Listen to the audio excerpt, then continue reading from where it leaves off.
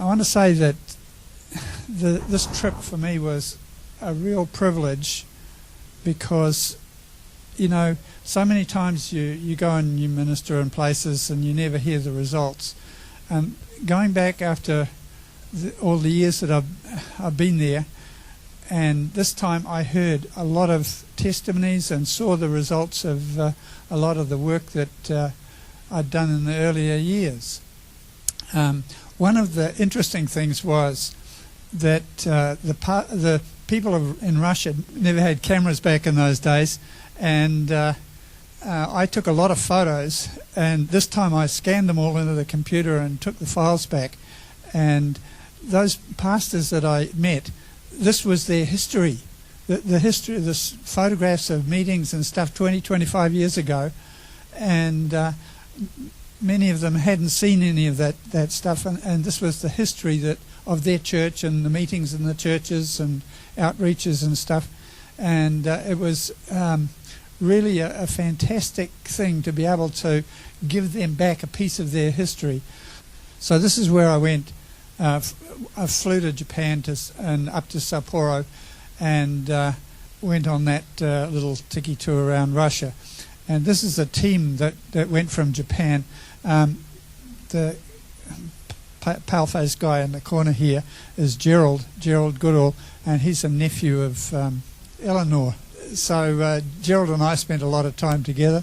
And the other two Japanese, the one with the hat is Pastor Ishida, and he was kind of the guy that put this whole tour together, and he has a real heart for the Russian people. And the other guy is Mr. Ueno, and he had 11 years of depression, and Pastor came, prayed for him, and God just downloaded him a piece of heaven, and he is set free. He's the most joyful guy you could ever think of. So there we are at Chitose Airport in Sapporo, and we got this old propeller plane to go on, which was fun. And we got there on the Saturday night, and I don't know, I put something in my mouth that perhaps I shouldn't have, and it sort of went straight through, and I was so sick for about 24 hours. And thank you for all of those I heard were praying for me. I was supposed to go and preach in this church, which 25 years ago we started raising funds to finish it. This is the bottom pictures where it wasn't finished. And we raised the funds to finish that church, and I never got to preach in it. So I was sick in bed in the house next door. You know, that church is quite big for the average Russian church.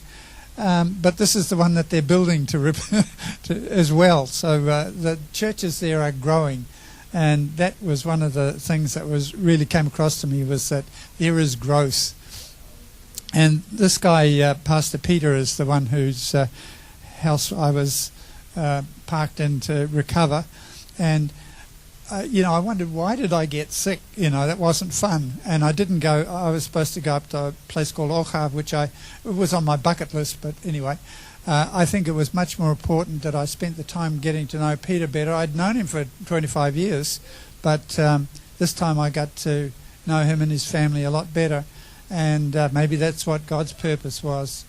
So back to the map again, and instead of going up the top and down with the rest of the team by the way, I would have been on a train for about 6 or 8 hours, and when the train comes to the station they lock the toilet doors. That would not have suited me at all. So the next day we got on in a van and went to a place called Birobidzhan. Now I think I talked a little bit about this before. It's a city in what is called a Jewish autonomous region in Russia, and that region is a bit hard to see on that there, but it's kind of above the Chinese border. And it was created in about 1933 by Lenin, who wanted to make a homeland for the Jews. Now, you can think of this as from a couple of perspectives. One of it is that this was man trying to do God's job. But you could also think of it as a social experiment, which probably failed. Anyway, Lenin made this a place where Jewish people could go. And he gave them all one-way tickets, and many of them went there and decided that this wasn't the place they wanted to be. It was a pretty barren outpost, military outpost on the Chinese border. But people from all over the world, Jews from all over the world, also went there, and it became a Jewish place. And the thing that amazed me is, can you notice something there? Come on, tell me. The writing. Yeah, so it's in Russian and Hebrew. And this is outside the town. There's our teams all lined up there with the driver. And not only that, the street signs in town are also in Hebrew. It's rather intriguing, really. I'm still trying to figure out how come all of this stuff didn't get destroyed in the years of persecution when all other religious stuff was pulled down in the Soviet Union. We met this couple, Ira and Zhenya, who were running a Messianic Jewish group there. I don't know whether you call it a church, but it was a group of Messianic Jews. There's apparently about 40 of them registered across Russia, and probably a whole lot more that aren't registered. So they took us around town. This is one of the synagogues in town, and this is the synagogue next door. I don't know who the fellow with the shofar is. He's one of their cultural icons. But there's these two synagogues next door to each other, and apparently one's the old synagogue and one's the Reformed synagogue, so they must have had a bit of a church split there too. This is the local railway station, and can you see the menorah there? This is just so mind-blowing that things like that have stood while other religious things have been torn down in Russia. But anyway, it's, as I said, it's known as the Jewish Autonomous Region.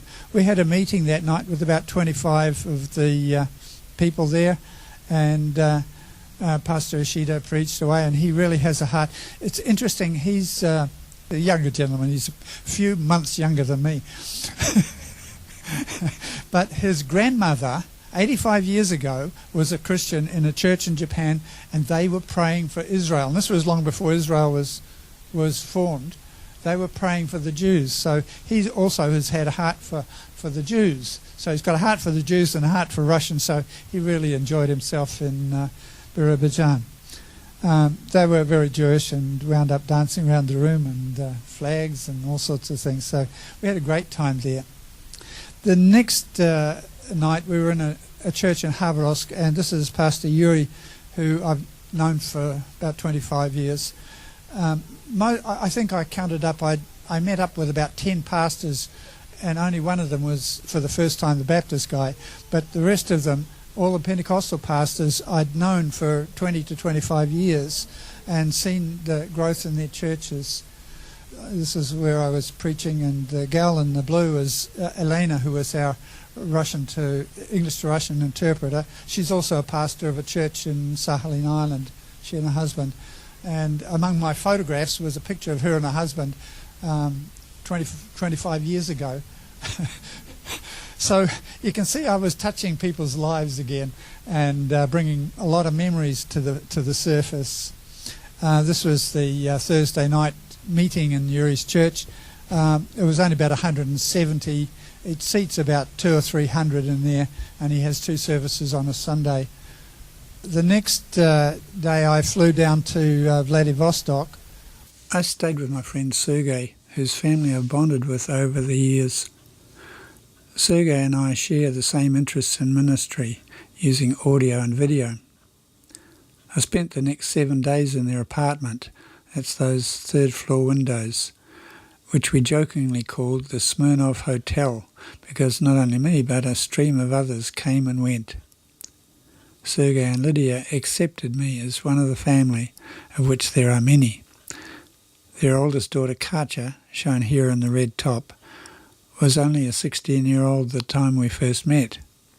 Now she's a missionary in China with a husband and 2 kids, and she's been there for the last 6 years. And I also discovered another daughter, Vera, has been serving God in the Philippines for the past year. She's at home now, but she's going back again next month. I spoke in another church which was we when we were running the Bible school there, we actually bought half of an old army camp, and the Bible school was in one building and the church is in another building. And anyway, the Bible school folded up in 2010, but the church is still going. And there I am preaching away in there. Then that evening, they got together some of the graduate students from the Bible school. There were 9 of them who were students, and this was kind of a last-minute thing, so there weren't that many of them that could get there at the last minute. There were about 9. There were 9 students. There were 2 or 3 who had been on staff. Another guy had been an interpreter in the school, so we did all sorts of things, sing songs and eat food. And the Russians are good at eating food. So there's tea and cakes and fruit and stuff. And there we are all gathered. So I want to tell you this story about this young guy. When he was one of the first students in 1994. His name is Vitaly. Vitaly had just become a Christian. He'd just come out of the army, and he wound up in Bible school. And he was interested in sports, but not particularly music. But he picked up a guitar, and he taught himself to play the guitar. Vitaly, he taught himself to play the guitar, but he was still very timid about talking to people about Jesus and preaching about Jesus. And so what he did, he prayed. And God told him to go and play his guitar in the train. So he went down in the train. And while the train was going along, he strummed up some music and sang. And then when the song was finished and people had started paying attention, then he started preaching about Jesus. So that's how he learned to preach in the train. Now, when I tell the people in Japan that, they can't believe that, because in the train, basically everyone's quiet. In Russia, it's very different. Meanwhile, there was this lady here, Ira. Now, Ira wasn't a student at the school. You'll find out where she fits in a second. She had a dream, and she dreamed that she was standing alongside this tall guy with a guitar, and they were making music and singing about Jesus in villages. And she plays the violin, so she was playing the violin, and they'd sing and make music. People would come around, they would preach, and those people would get saved. And a few of the local church people would come around, and so they'd share the new believers with the Christians and say, you take care of them. And they moved off to another village. And they went around all the villages. And I had heard this story before, and I thought, yeah, it was around in this far east part of Russia. And that's all I'd heard before. But no, they went right across Russia. 8 time zones, is it, or 9? But anyway, apparently they went all the way across Russia, even as far as Finland. And when I heard how far they'd got with their evangelization, it was just so amazing. This is another one of my pastor friends who visited me, and I went up to visit him, and I'd actually been at their wedding, and I'd taken a video camera and videoed the wedding as I was there. So I took a DVD, I turned the video that I found into a DVD and took it for them, and they were so thrilled about it because they had a video but they lost it. And so to, give them a bit of their own history back was, see, this word history comes. History is what you do today is tomorrow's history. The guy in the blue is another pastor that I've known for 24 years. And what I didn't know was the story that he told me. Back in those days, for about 2 or 3 years, we ran a program where we supported about a dozen pastors for $100 US a month. And we ran this program for, I think, 2 or 3 years. And apparently he tells me that he was working on a ship, and he was at the situation of trying to decide whether to go into ministry and be a pastor or stay working in the ship. And he really couldn't afford to go into the ministry because churches were small, wages were slim, and he didn't know how he'd survive if he became a pastor. At that stage, apparently, I came to him and said, we'll support you for $100 a month. And that was the thing that triggered him into becoming a pastor. And he's still pastoring. There's his family. His wife, the one holding the bag, was one of the music group when the very first trip I made to Russia. So I've known both him and his wife for 25 years. This is downtown Vladivostok. They've got this bridge and another similar one, which is new over their harbour. I used to remember Vladivostok roads like, potholes with a bit of road holding them together, but they have really done the roading up, the bridges, and all the infrastructure has really improved. And so for the churches have grown too. And I think that was the biggest blessing. But, to be able to go there and hear the testimonies that people have gave me. And like this guy in the blue, he came from a couple of hours away just to tell me his story. And I feel so privileged to be able to go back and hear the results and see the changes in the people in Russia. Now, time this morning has gone, and if you want to hear about Japan, that's going to have to be another session, or come and ask me privately. But I had a different kind of experience in Japan because, anyway, it was a different situation, but I had a lot of fun there too. I keep telling people this was a fun trip. It was. I really enjoyed it, and I was blessed and privileged to go and see the people that I went to. So thank you for the support that you gave, the prayer that you sent up for me, and especially for Edith while she was having her struggles back home. I really appreciated the ladies that went and ministered to her then too. So that's about it. Thank you very much.